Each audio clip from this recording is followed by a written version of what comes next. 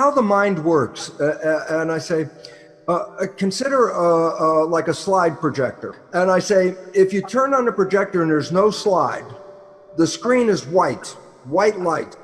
White light is all possibilities that you can have. But if you stick a slide into the projector, then all of a sudden the image of that slide is now what becomes real. And the difference is the slides are our subconscious mind, where we have programs, which are slides. And our conscious mind is the one that has no slides, and it's like a desktop on a computer. You can create anything you want. But once you open up a program, that's the program that's on the screen. So the important understanding for us right now is to recognize we have been programmed with images that when we put them in front of our mind, they project as manifestations of that image.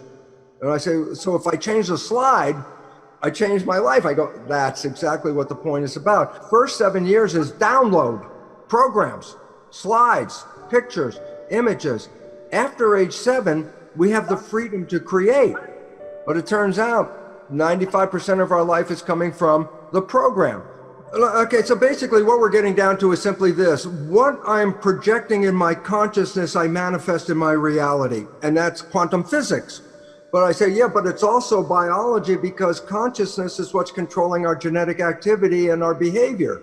So quantum physics and new biology are now coming together to give us the same story, that if I change the picture, I change the reality. And it's interesting because I say, well, 70% of the programs, and programming is very critical, in the last trimester of pregnancy through the first 7 years, the function of the nervous system is in lower than consciousness. It's called theta, a vibration called theta, which is imagination. I go, yeah, that's why kids can have a tea party and pour nothing into the cup and drink nothing and talk about how wonderful the tea was. I say that's theta, but theta is hypnosis.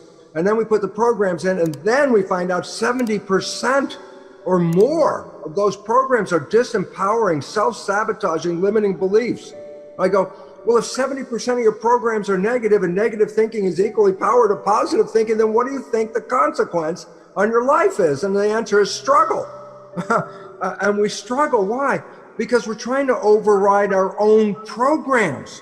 And since most of them are negative, we struggle. And then I go, well, here's the biggest problem for people out there. They should not recognize it as this.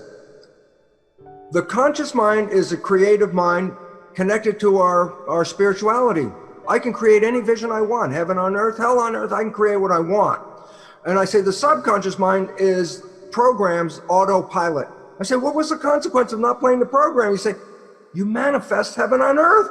So I say, then the issue is we're playing programs and we don't see it. Now that is the critical part. It's called subconscious, below consciousness. I say, why should I be playing those programs every day? And here's the answer. So there's a reason. When you're thinking, consciousness is directed to the inside. A thought is not out here in front of me. A thought is inside. So I redirect consciousness. Instead of looking out, I redirect consciousness to look inside for a thought. And I go, but the moment consciousness is not looking out, then who's controlling your life out here? I say, autopilot. That's when the subconscious kicks in. It knows how to talk, it knows how to walk, it knows how to drive the car, knows the job that you do, because these are habits. And so I say, oh, so the moment you're thinking, the autopilot habit kicks in. I go, yes. And I go, how much of the day? 95% of the day is thinking. Conclusion, 95% of the day, you are not creating the life from conscious wishes and desires. You're recreating your program. And if the programs aren't good, then your life is a struggle, but you don't see it. And I go, why? Because consciousness is not watching when subconscious is playing.